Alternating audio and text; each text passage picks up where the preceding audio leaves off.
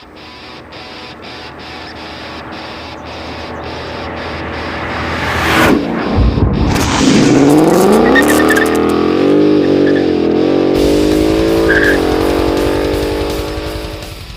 welcome back. Thanks for tuning in to another video. As always, if you're new to the channel, make sure you give the video a thumbs up, subscribe, and stay tuned for everything happening with the car. So basically today's video, oil change day. I'll show you guys how to do that. Super simple, easy to do in your garage like this. You only need a couple tools.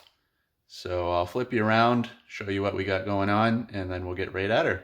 All right, so those of you that are new to the channel, we've got a 2019 Mustang GT here. A few mods done, so make sure you go back, check out the channel. You can see all the stuff we got with this car, and a few of my other buddies' cars are on there, and more to come, so stay tuned. But basically in this video, we're just going to change the oil.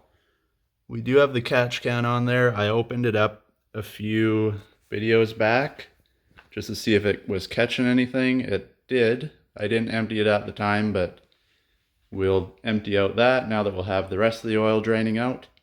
And the other thing that I want to test is the last time I did an oil change, we put the UPR oil plug underneath. It's got a little magnet on there. I ended up breaking the other one. If you want to check out that video, go back. It's on the channel somewhere as well.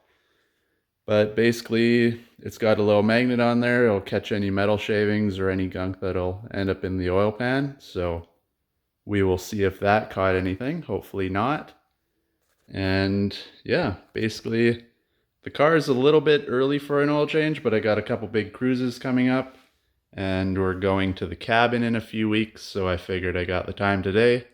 Might as well drain her out, get her all ready, then she's good to go for the next few months. So yeah, I will get the car jacked up and we'll be on our way. All right, so we got her jacked up.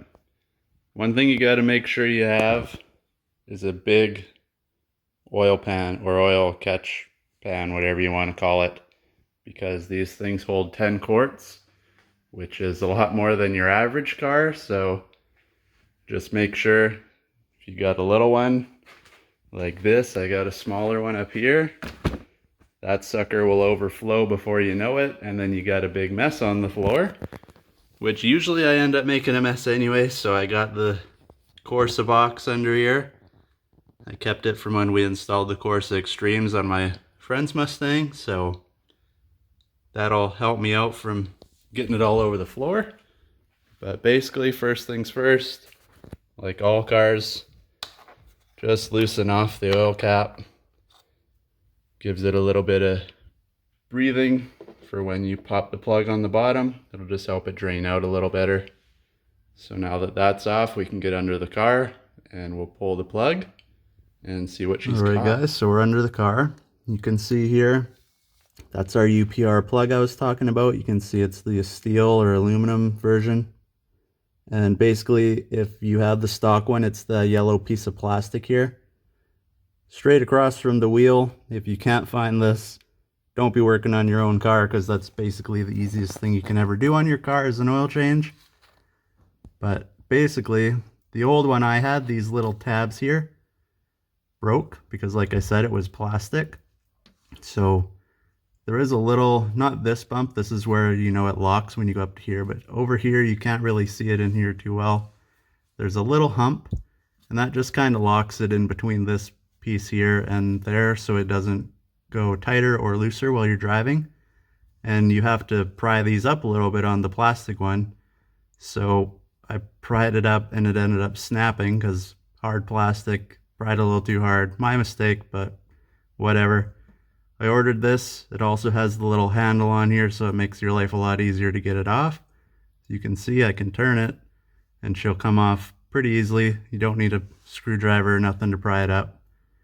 But basically, get your pan ready. You can see I got mine way back here because like I said, there's 10 quarts in here. So when you unplug this, it's not just gonna, you know, drip nicely into the pan. It's gonna come out like fire hose for a minute. So put your pan far enough back that it doesn't clear it.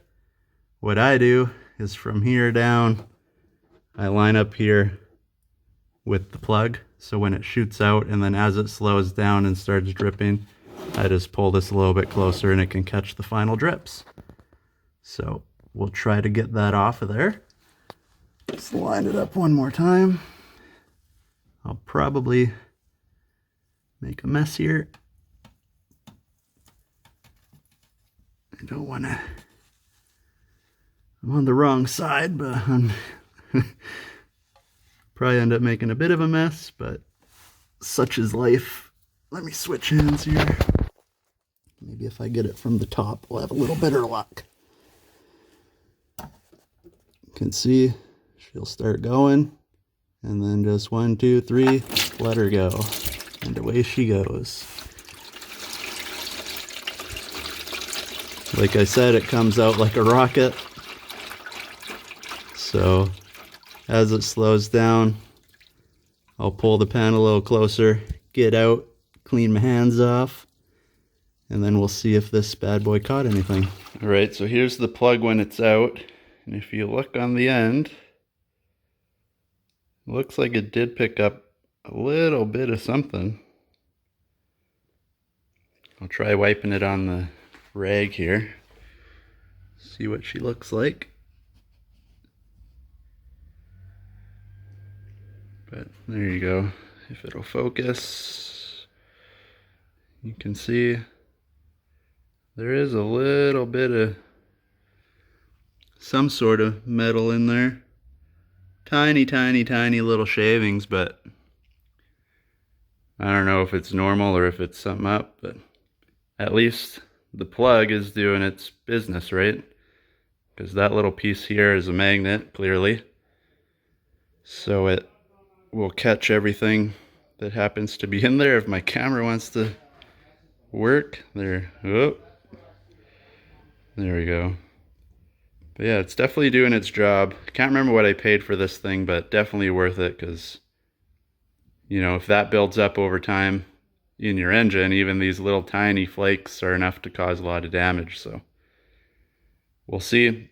Maybe it was just the stuff in there originally from manufacturing or whatever, but we'll put her back in, and then we will see the next time around if it's the same issue. But I don't know, let me know in the comments. Is little tiny flakes like that normal? Maybe there is something going on. It does make a weird squealing once in a while. I don't know what that is. I heard it could be the pulley for your water pump somewhere down there is loose, so the belt squeals a bit. So it's one thing I got to check out. But as for the plug for now, she's doing her job. So while we wait for the car to drain, we got the new oil filter here. You can see I get it right from the Ford dealership. Then you have no issues. I heard these are pretty much the best ones you can get, or one of the best. So might as well stay with what's on the car, right? And it's the FL 500S. You got your little number here. If you're looking for the one, that's the one you need. It's only like, I think I paid $9. It's like $10 after tax and all that junk. So super cheap.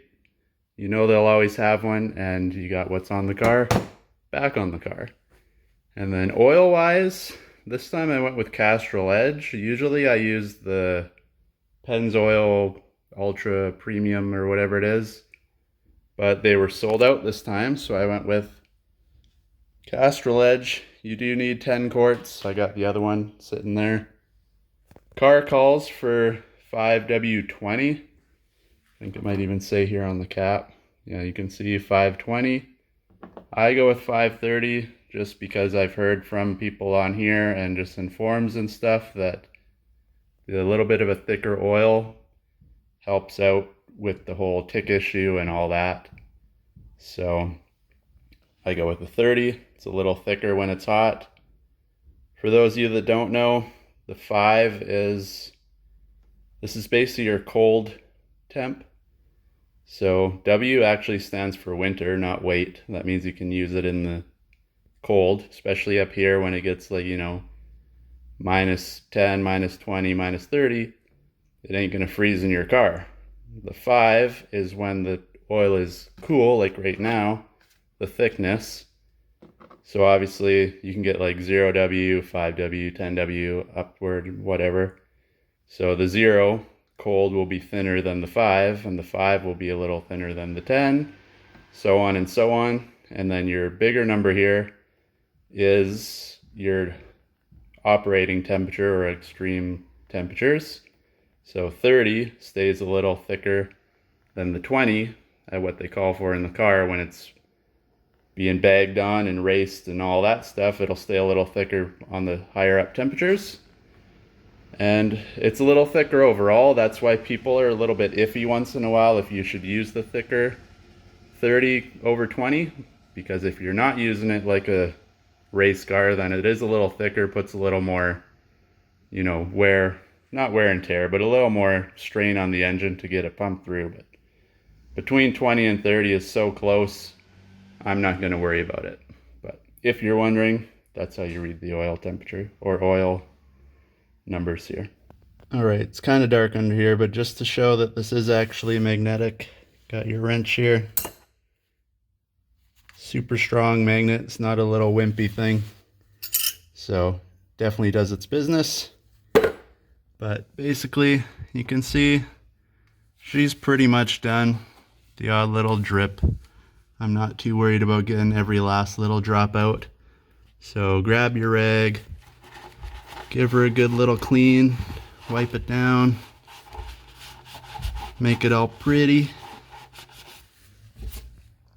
Grab your plug, put her back in. Simple as that. Give it a little turn. You can see it'll hit the little tabs there. You know she's in.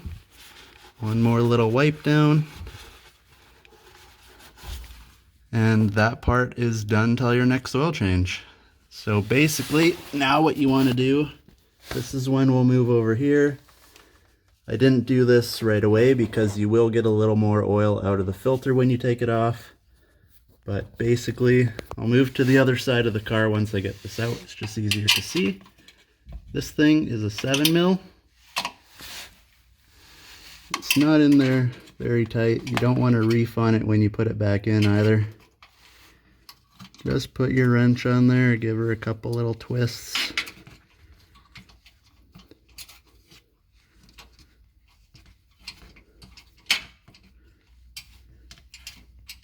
Like so.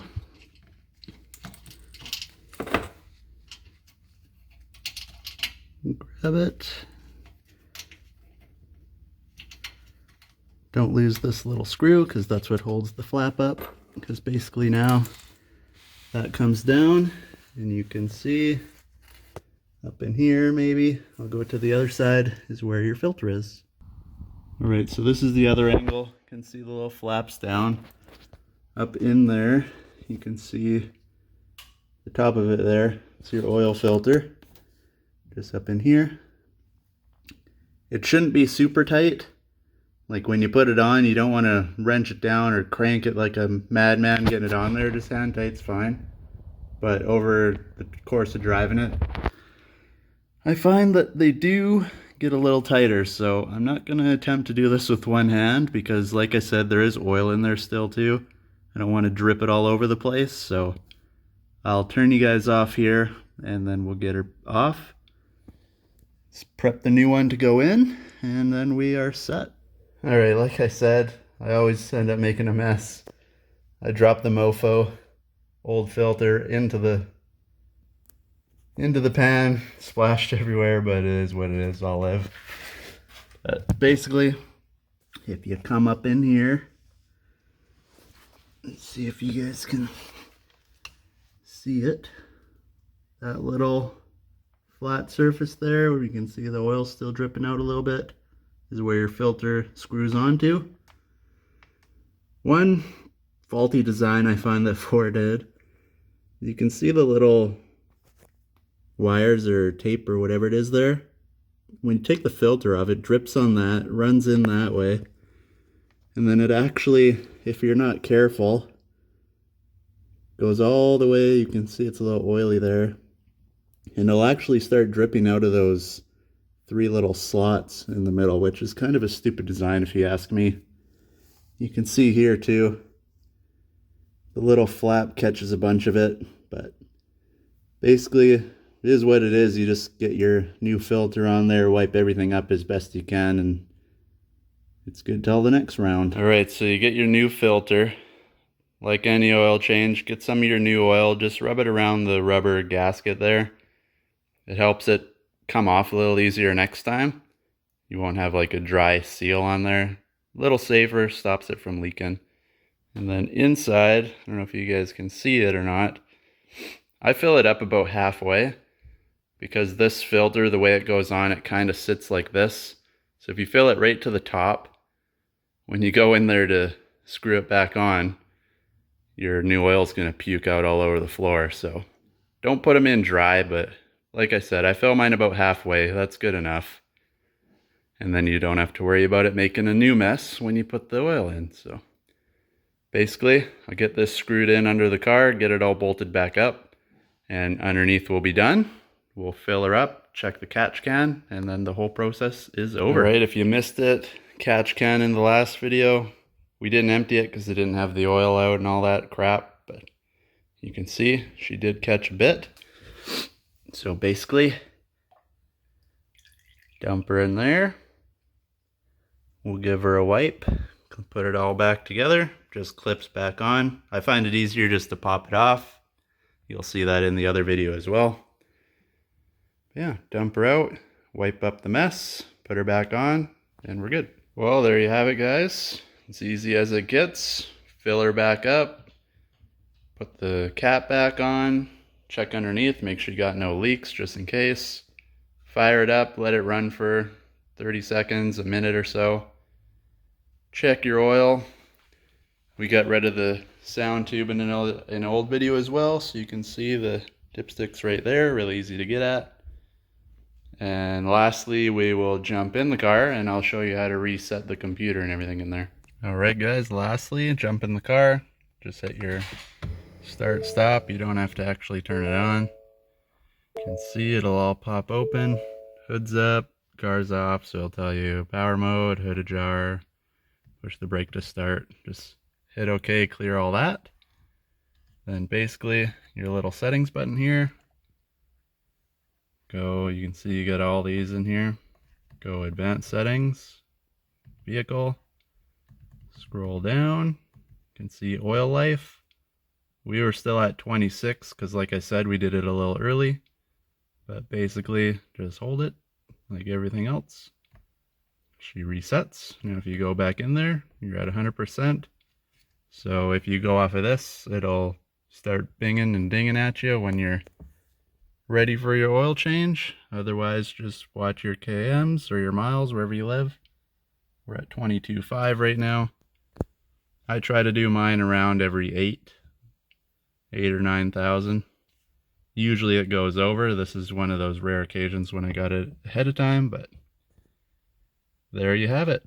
That's as easy as it gets to changing your oil.